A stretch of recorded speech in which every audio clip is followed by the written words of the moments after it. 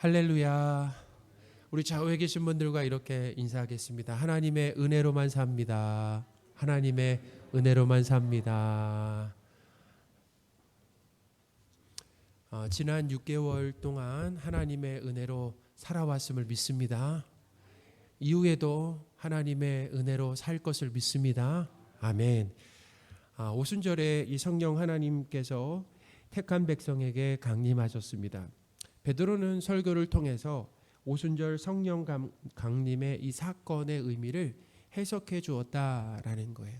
해석해 주지 않으면 모르죠. 그런데 하나님이 베드로를 통해서 이 오순절 사건을 해석하게 하셨다라는 거예요. 또한 예수님을 하나님과 구원자로 선포했습니다. 베드로의 이 설교를 듣고 3,000명이나 되는 사람들이 예수님을 믿고 세례를 받았다라고 했는데요. 여기까지가 이제 지난주 말씀입니다. 이 오늘 말씀은 이 폭발적으로 갑자기 120명이 모였었는데 그날 설교를 통해 3,000명이 예수님을 믿게 된 거잖아요. 그러니까 폭발적이죠. 또 이렇게 갑자기 성도의 수가 늘어난 이 초대교회의 모습을 오늘 본문이 다루고 있다라는 거예요. 성령님께서 함께 하시는 이 초대교회의 모습이라는 것입니다. 성령님께서 함께 하시는 이 초대교회의 모습이 어떠했는지를 우리가 살펴보면서 하나님께서 교회를 어떤 모습으로 만들어 가시고 이끌어 가시는가, 세워 가시는지를 배우면서 감사하는 시간을 갖겠습니다. 첫째는 이 성령께서 함께 하시는 초대교회는 말씀을 체계적으로 배우며 순종하는 공동체였다라는 거예요. 42절입니다. 그들이 사도의 가르침을 받아 서로 교제하며 떡을 떼며 아멘. 그들이라고 하잖아요. 그들이 누구겠습니까? 세례를 받은 사람들이라는 것입니다. 세례 받고 그리고 그날 세례 받은 사람이나 또 성도들이 사도의 가르침을 받았다라는 것. 사도들은 세례 받은 이 성도들에게 말씀 양육을 시작했다라고 하는 것이 상당히 중요합니다. 사도들이 가르친 내용이 있을 거 아니에요? 사도들의 가르침이라고 한다면은 그 가르치는 내용이라는 것은 뭐냐면 사도들이 누구에게 배웠습니까? 예수님께 배웠죠. 그러니까 예수님께서 사도들에게 가르친 내용을 이제는 누구예요? 이 성도, 세례받은 성도들에게 전수해 준 것이다라는 거예요. 대부분 성경에 대한 그 내용이죠. 예수님은 승천하시기 전에 제자들에게 이렇게 말씀하셨어요. 유언과 같은 말씀을 하셨는데 너희는 모든 민족에게 가서 제자로 삼아 세례를 주고, 자 중요합니다. 제자로 삼아 세례를 주고, 지금 세례가 일어났잖아요. 그러면서 뭐라고 말씀하셨냐면 세례를 주고 예수님께서 말씀하신 것들을 그들에게 가르치라고 했습니다. 그런데 가르치는 거에서만 멈춰서는 안 되고 가르쳐 뭐 하게 했습니까? 지키게 하라라고 하셨다라는 거예요. 자, 마태복음 28장 19절 20절입니다. 그러므로 너희는 가서 모든 민족을 제자로 삼아 아버지와 아들과 성령의 이름으로 세례를 베풀고 내가 너희에게 분부한 모든 것을 가르쳐 지키게 하라. 아멘. 사도들은 이 예수님의 말씀에 순종한 겁니다. 할렐루야. 순종했어요, 사도들이. 그래서 세례를 줬죠. 세례 주고 그친 것이 아니라 세례받은 성도에게 예수님의 말씀과 예수님의 십자가, 부활, 승천 등의 이 가르침을 주었다라는 거죠. 자, 이것이 상당히 중요하죠. 교회는 그냥 세례받게 하는 것도 중요하지만 세례받은 성도들을 방치해둬서는 안 되고 그 성도들을 어떻게 해요? 하나님의 말씀으로 이제 어떻게 체계적으로 양육해야 된다라고 하는 거예요. 양육의 목적이 무엇입니까? 가르친 것을 뭐하게 해요? 그냥 가르쳐서 지식만 커지는 것이 아니라 가르친 것을 배움받은 것을 지키는 자리까지 나아가도록 어떻게 그렇게 훈련시켜야 된다라는 것입니다. 이렇게 가르침을 받은 성도들은 순종을 했어요. 순종해서 말씀 중심으로 서로 교제하면서 떡을 떼었다라고 하고 있습니다. 여기서 떡을 떼었다라고 하는 것은 그냥 뭐 간식을 나눠 먹었거나 식사를 같이 했다라고 하는 의미보다는 성찬식의 의미가 거기 담겨져 있다라는 거예요. 그러니까 예수님의 이 피와 몸을 상징하는 뭐예요? 포도주와 떡을 나누는 거죠. 떡을 나누면서 예수 그리스도께서 하신 일들을 다시 되새기는 거예요. 그러니까 예수님의 피로 이룬 제사함, 그리고 예수님의 그 몸을 어떻게 해요? 몸을 떼어서 몸을 먹잖아요. 그러면서 예수님과 우리는, 성도는 뭐 연합된 존재다라고 하는 것을 다시금 어떻게 해요? 되새기는 그런 시간을 갖는데, 그렇게 떡을 떼는 것도 사도들의 가르침에 의해서 떡을 떼었다라는 것입니다. 그러니까 그 성찬식이라고 하는 것이 얼마나 중요한지 몰라요. 우리 성찬식을 함으로 인해서 우리가 어떤 존재인가, 예수님이 죄인인 우리를 위해서 물과 피를 다 쏟으셨고, 그 예수님의 피로 인하여 우리가 제사함을 받았고, 예수 그리스도와 우리와 관계는 한 몸 관계다라는 거예요. 그래서 예수님 믿은 이후에는 우리 지식과 능력과 그리고 경험들을 다 내려놓고 누구의 힘으로 살아가는 것입니까? 예수님의 성품과 예수님의 지혜와 예수님의 능력으로 사는 사람들이 바로 성도들이다라고 하는 것을 성찬식을 통해서 다시금 어떻게 해요? 되새기는 것이다라는 거예요. 성도는 내 뜻을 내려놓습니다. 내 뜻이 부인돼요. 그리고 내 안에 뭐로 채워지는 것입니까? 하나님의 뜻으로 가득 채워지게 된다라는 거예요. 내가 예수님 믿기 전에는 내 뜻을 이루기 위해서 살았다라고 한다면은, 예수님 믿고 나서는 내 뜻을 내려놓게 되는 것입니다. 내 욕심을 내려놓게 되는 것이고, 하나님의 말씀을 붙들고 하나님의 말씀에 순종하는 성도로 그렇게 하나님이 우리를 만들어 가시고 이끌어 가신다라는 거죠. 할렐루야. 그래서 이 가르침을 받고 서로 말씀으로 교제하며 떡을 떼는 그런 공동체가 되었다라는 것이, 사도들도 순종하고 성도들도 순종하게 되었다라는.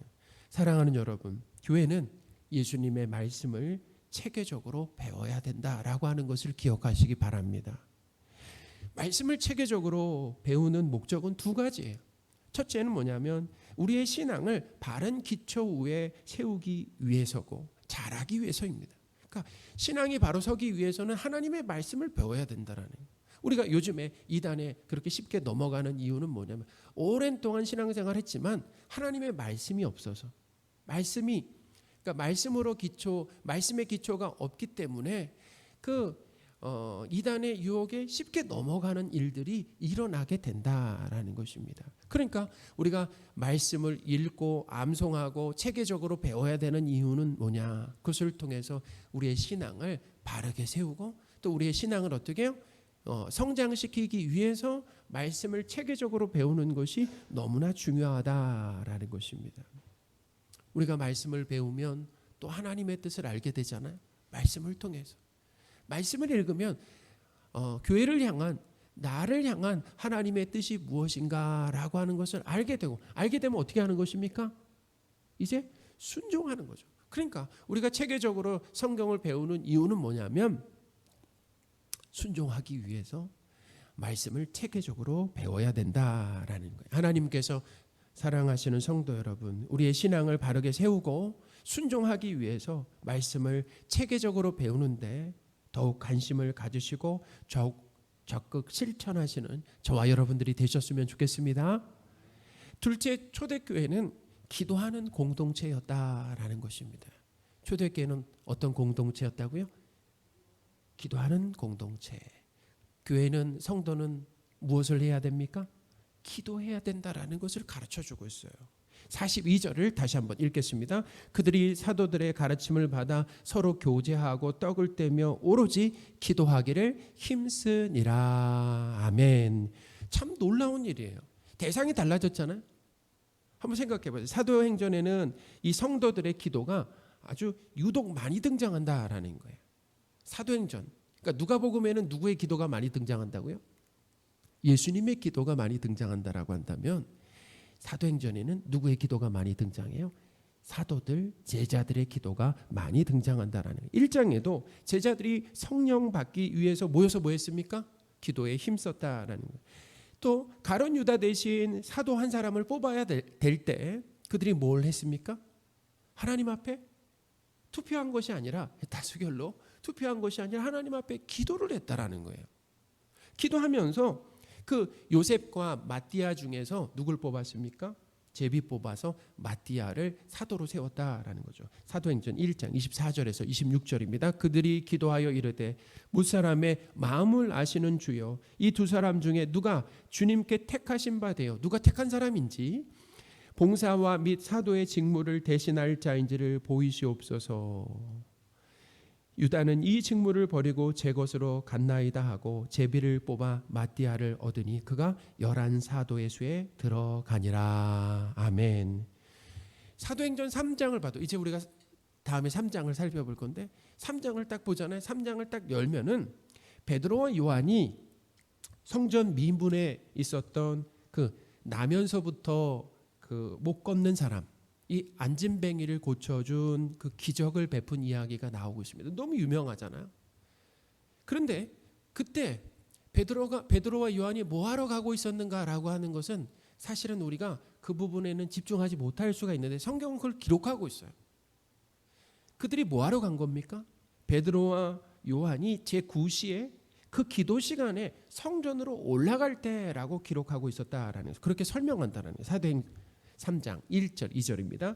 제9시 기도 시간에 베드로와 요한이 성전에 올라갈세. 아멘. 이렇게 사도들도 뭐에 힘썼습니까? 기도 시간을 정해놓고 기도했다라는 거예요. 시간 나면은 기도한 것이 아니라 기도는 너무나 중요하기 때문에 시간을 정해놓고 어떻게 해요?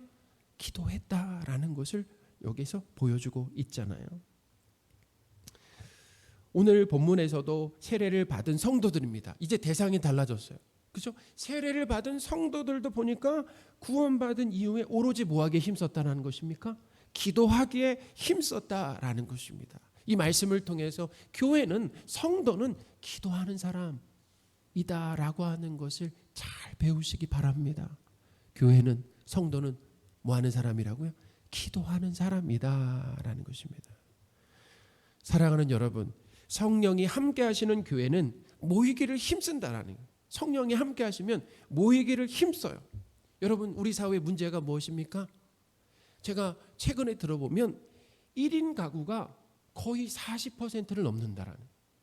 제가 최근에 아산시를 방문했는데 아산시의 이제 통계 현황을 한번 봤는데 1인 가구가 40%가 넘어요. 혼자 사는 사람들이 그러니까 대부분 이제는 그 부모님과 이렇게 함께 살거나 부부로 살거나 하는 가정보다 혼자 사는 분들이 훨씬 더 많게 되었다라는 거예요.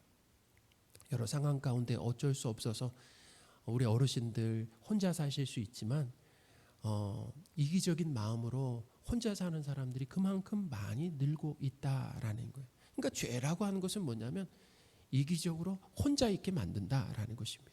그런데 하나님은 뭉쳐 있게 하나 되게 모이도록 그렇게 만드신다라는 거죠. 성령님이 함께 하시는 교회 모이기를 힘쓰며 그리고 힘써 기도하는 공동체다라는 것을 기억하시기 바랍니다. 그럼 성도들은 어떤 내용으로 하나님께 기도한 것입니까? 기도가 그렇게 많이 나와 있는데 기도의 내용이 무엇입니까? 자, 우선 요셉과 마띠아 중에 사도를 뽑을 때 이 제자들은 어떻게 기도했습니까? 두 사람이 만약에 우리가 임직 투표를 한다라고 생각해 보세요. 두 사람 중에 한 사람을 뽑아야 돼. 임직 투표를 하는데 우리는 어떻게 기도하겠습니까? 어떻게 기도하실 거예요? 저 같으면 제 얘기입니다. 저 같으면 이럴 거예요. 하나님, 둘 중에 저는 솔직히 이 사람이 마음에 들어요. 이 사람이 됐으면 좋겠습니다. 하나님. 이 사람이 되면 교회에 좀 어려움이 있을 것 같으니까 이 사람보다는 하나님 이 사람이 되게 해주세요. 아마 그렇게 내가 원하는 사람이 사도가 되고 직분을 얻게 해달라고 간절히 기도했을 텐데 그렇게 기도하지 않았다라는 거예요. 어떻게 기도했습니까? 하나님의 뜻을 알기 위해서 기도했다라는 것입니다. 사도행전 1장 24절 25절을 다시 보겠습니다. 그들이 기도하여 이르되, 기도의 내용이 나옵니다. 무사람의 마음을 아시는 주여 이 두 사람 중에 누가 주님께 택하신 바 되어 봉사와 및 사도의 직무를 대신할 자인지를 보이시옵소서. 아멘. 이렇게 기도했다라는 것입니다. 내 뜻을 이루기 위해서 떼쓰듯 이 고집스럽게 하나님께 기도한 것이 아닙니다. 어떻게 해요? 하나님의 뜻을 묻고 순종하기 위해서 힘써서 기도했다라는 거예요. 초대교회 성도들은 성령 충만, 그러니까 초대교회 성도들은 이렇게 성령의 충만함을 구하면서 그리고 내 뜻을 이루기 위해서 기도한 것이 아니라 뭐예요? 하나님의 뜻을 알고 그것에 순종하기 위해서 기도했다라고 하는 것을 기억하시기 바랍니다. 하나님이 사실 우리도 이 자리로 우리를 이끌어 가신다라는 거예요. 우리가 처음에 목사님 저도 마찬가지예요. 그리고 사실 여전히 우리는 예수님을 믿는다라고 하지만 내 뜻과 소원과 문제 해결을 위해서 기도하는 거 아니겠습니까? 그게 거의 중심이 아니겠어요? 그런데 그런 우리를 하나님께서 바꾸신다라는 것입니다. 내 뜻과 소원은 내려놓게 하시고 하나님의 뜻을 알고 그리고 하나님의 뜻에 순종하는 방향으로 우리를 이끌어 가신다라는 것입니다. 할렐루야. 자, 그리고 이 초대교회 성도들은 또 왜 기도했는가? 성령으로 충만하기 위해서 기도했다라는 것입니다. 성령으로 충만하기. 그래서 성령 충만해서 뭐 하게요? 바로 성령 충만하여서 예수님의 증인으로서 이 사명을 감당하기 위해서 성령 충만을 구했다라는 것입니다. 이렇게 기도하는 교회 공동체에 하나님은 기사와 표적이 많이 일어나게 하셨다라는 거예요. 43절입니다. 사람마다 두려워하는데 사도들로 말미암아 기사와 표적이 많이 나타나나니. 아멘. 여러분, 원래 기사와 표적은 누구에게서 나타났습니까? 예수님에게서 나타난 거 아니겠어요? 그런데 예수님에게 나타났던 이 기적들이 사도들에게 나타났다라는 것입니다. 그래서 예수님은 기사와 표적을 통해서 그 기사와 표적을 베푸신 이유가 뭐예요? 그 많은 기사와 표적을 베푸심으로 예수님이 누구신지 가르쳐 주셨죠. 하나님과 구원자이심을 드러냈잖아요. 사도들에게서도 이 기사와 표적이 많이 나타났다라고 하는 것은 예수님께서 그들과 함께 하시며 일하셨다라고 하는 증거라는 거예요. 그러니까 예수님이 함께 하시니까 예수님의 능력이 누구에게서 나오는 것입니까? 사도들에게서 나오게 된다라는 것입니다. 필요하다라고 한다면 우리 성도들과 저에게서 기사와 그리고 이 표적이 많이 나왔으면 좋겠습니다. 하나님이 원하시면은 우리에게서 우리를 통해서 하나님이 기사와 표적이 일어나게 하신다라는 것입니다. 이 사도들이 보여준 기사와 표적은 그것을 통해서 자신의 능력과 힘을 드러내는 과시용이 아니었다라는 것입니다. 우리가 은사가 있다라고 생각하라고 하면 실수가 잘못이면 마치 그것이 내 능력인 양 생각하면서 나를 드러내는 그런 교만한 일들이 우리에게 자주 벌어진다라는 것입니다. 예수님을 하나님과 구원자로 전하며 믿게 하려고 사도들에게 이 표적과 기사가 많이 나타난 것이다라는 거예요. 그래서 3장에 보시면 날 때부터 못 걷는 이 사람을 베드로와 요한이 걷게 하는 표적을 행했잖아요. 이 사람은 다쳐서 장애인이 된 사람이 아니라 날 때부터 못 걸었다라는 거예요. 걷는 것이 뭔지 몰랐던 사람이에요. 그런데 이 베드로가 어떻게 이 사람을 낫게 했잖아요. 표적입니다. 그러니까 하나님만 하실 수 있는 일을 베드로에게서 나타나게 하셨죠. 베드로는 이 표적 이후에 이제 사람들이 이 표적을 베푸니까 자신을 막 신처럼 쳐다보고 신처럼 대하는 거예요. 그랬더니 베드로가 표적 이후에 자신을 대단하게 보는 사람들에게 내가 한 거 아닌데요. 하나님이 하셨다라고 했어요. 사도행전 3장 12절입니다. 베드로가 이것을 보고 백성에게 말하되 이스라엘 사람들아 이 일을 왜 놀랍게 여기느냐. 우리의 개인의 권능과 경건으로 이 사람을 걷게 한 것처럼 왜 우리를 주목하느냐. 아멘. 저 같았으면 은근히 그 사람들이 그런 시선을 있잖아요. 즐겼을 것 같아. 마치 신처럼 대단한 사람으로 여기는 그런 거 있잖아요. 그런 분위기를 즐겼을 거예요. 아무 말하지 않고 침묵하면서. 근데 베드로는 자기에게 했던 시선을 누구에게 향했다고요? 돌렸어요? 하나님께로 돌렸다라는 거예요. 베드로는 기적을 보고 모여든 사람들에게 예수 그리스도의 십자가 부활을 또 설교했습니다. 이 말씀을 듣고 예수님을 믿은 사람이 무려 몇 명이나 된다라고 합니까? 놀라워요. 몇 명이 된다고 그래요? 5,000명, 약 5,000명이 된다. 이전에 몇 명이었다고요? 3,000명입니다. 이제 한번 보세요. 사도행전에 이제 5,000명 이후에 수를 셀 수가 없어요. 그래서 수를 셀 수가 없어서 이제 수많은 사람이라고 합니다. 그때 3,000명도 되고 약 이제 5,000명 정도 셀 수는 있었는데 그 위에는 셀 수 있어요, 없어요? 없어서 수많은 사람이라고 한다라는 것입니다. 사도행전 4장 3절입니다. 말씀을 들은 사람 중에 믿는 자가 많으니 남자의 수가 약 5,000이나 되었더라. 아멘. 이 사도들의 기사와 표적이 사도들의 가치를 높이고 존재감을 드러내는데 사용된 것이 아니다라는 거예요. 기사와 표적으로 예수 그리스도를 하나님과 예수님으로 선포했다라는 것입니다. 하나님께서 사랑하시는 성도 여러분, 전도하기 위해서 성령 충만함을 구하는 그런 간구, 그런 기도가 우리에게 있으면 좋겠습니다. 왜 기도한다고요?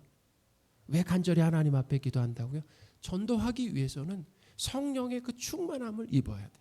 내 지혜와 능력으로는, 경험으로는 전도할 수가 없어요. 나를 통해서 성령 하나님이 역사하셔야지만 어떻게 해요? 전도가 가능하다라고 하는 것을 믿으시기 바랍니다. 그래서 우리는 누구나 전도할 수 있습니다. 누구나 전도할 수 있어요. 대신 성령님이 우리를 붙들어 사용해 주신다라고 한다면은 우리를 통해서 택한 사람 누구든 하나님께로 돌아오게 하는 그런 통로로 쓰임 받을 수가 있다라는 것입니다.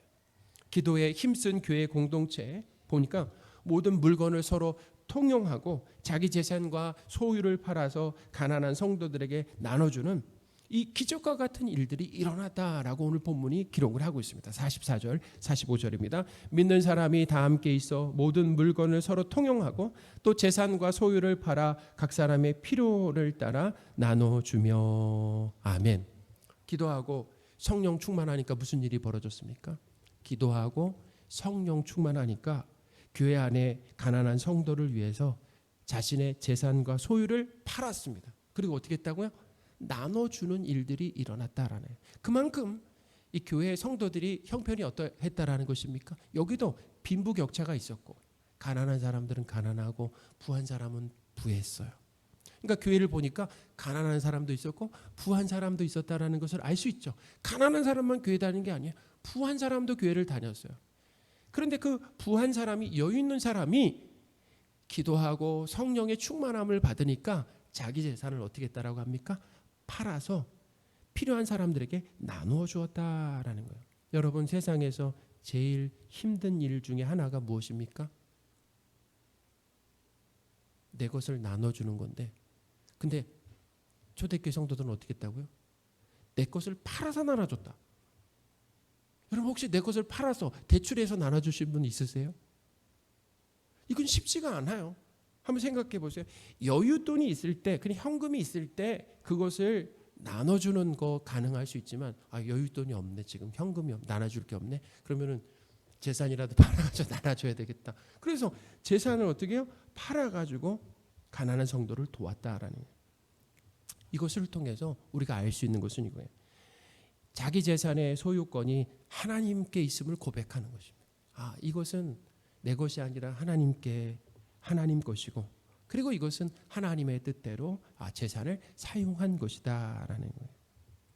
하나님께서 사랑하시는 성도 여러분, 기도는 더 부자가 되기 위해서 하기보다는 내게 있는 것을 하나님의 뜻대로 사용하기 위해서 하는 것이다라고 하는 것을 기억하시기 바랍니다.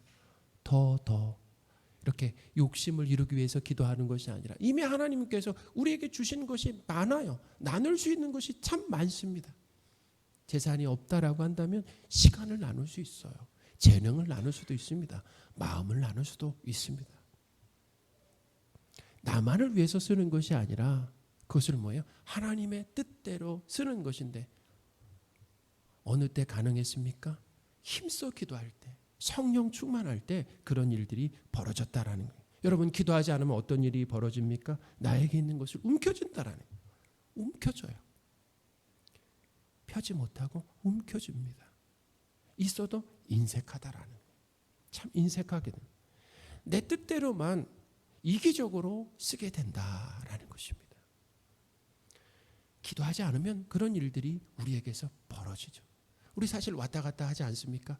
어느 때는 그 마음 넓은 사람처럼 나눠주다가 어느 때는 속 좁은 사람처럼 인색한 우리의 삶을 보일 때가 있잖아요. 그러니까 하나님이 우리에게 은혜 주시면은 우리의 것을 나누는 삶이 돼요. 우리 이렇게 생각할 수 있어요. 이거 다 나눠주면 난 뭘 먹고 사나. 근데 나눠주면서 어떤 생각이 들어요? 나눠줘도 하나님이 책임져 주시지라고 하는 그런 믿음 가운데 어떻게 해요? 나눌 수 있는 것이다. 이 돈이 우리를 책임지는 것이 아니라 하나님이 우리를 책임지신다라고 하는 그 믿음이 우리 안에 어떻게 가득하다라는 것입니다. 할렐루야. 자기 부인과 내려놓음 그리고 하나님의 뜻에 순종하기 위해서 기도하는 것이다라는. 기도해야 돼요. 내 뜻이 너무 요즘에 욕심이 너무 내가 욕심을 너무 부리고 있는 것 같아요. 그럼 뭐 해야 된다고요? 그때가 기도해야 할 때라는 것입니다. 자꾸 요즘에 사람들이 나한테 요즘 고집세다라고 그래. 그럼 뭐 해야 될 때라고요? 그때가 바로 기도해야 될 때다라는. 하나님 내 고집과 욕심을 내려놓을 수 있도록 도와주십시오. 이거 제 힘으로 안 돼요. 제 의지로는 안 됩니다. 그리고 하나님의 뜻을 붙들 수 있도록 도와주십시오라는. 사랑하는 여러분, 내 것을 가난한 성도와 이웃과 나누기 위해서 힘써 기도하시는 저와 여러분들이 되셨으면 좋겠습니다. 우리로 하여금 기도에 힘쓰게 하심으로 자기를 부인하고 내 뜻을 내려놓고 나누게 하시는 하나님을 찬양하시기 바랍니다. 초대교회 하나님이 함께 하시니까 이런 일들이 벌어졌다라는. 여러분 한번 생각해 보세요. 재산을 팔아서 나누었다라고 한다면 그 다음날 와서 그 성도의 어깨가 어떻겠어요? 저 같으면 막 으쓱하지 않겠어요? 주보에라도 그냥 전 재산 팔아봤지 이렇게 에다가 적어서 줬으면 좋겠다. 내가 한 행동을 사람들에게 널리 다 이것이 다 알려졌으면 좋겠다라고 하는 것이 우리 마음 아니겠습니까? 자, 누가 있다고 생각하는 거예요? 내가 있다고 생각하고. 자, 누가 높임을 받아야 돼요? 내가 높임을 받으려고 하는 생각들이 우리에게는 있잖아요. 근데 초대교회 성령님께서 함께 하시니까 이런 일들이 일어났다라는 것입니다. 마지막으로 셋째, 초대교회는 찬양하는 공동체였다라는 거예요. 47절입니다. 하나님을 찬미하며 또 온 백성에게 칭송을 받으니 주께서 구원받는 사람을 날마다 더하게 하시니라. 아멘. 초대교회 성도들이 자기 재산까지 팔아서 가난한 성도에게 나눠주니 교회 밖에 있는 사람들에게도 뭘 받았어요? 칭찬을 받으고 어떻게 저럴 수 있을까? 그런데 교회 사람들은, 초대교회 성도들은 그래요. 당시나 로마나 아시아나 있는 성도들을 보면 교회만 위해서 존재하지 않았다라는 거예요. 내 것을 팔아 성도들도 돌볼 뿐만 아니라 교회 밖에 있는 사람들도 돌봤다.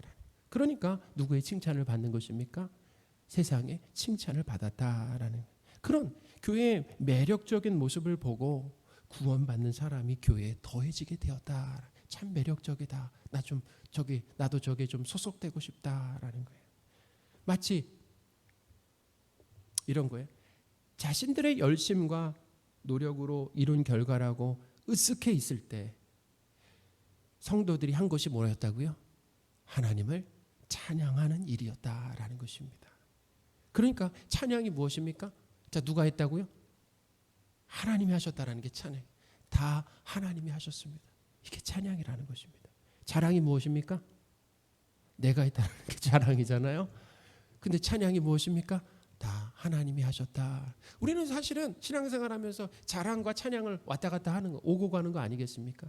마치 내가 한 것처럼 사람들에게 자랑하는, 하나님이 하셨다라고 생각하면은 하나님께 감사하며 찬양하는 것이죠.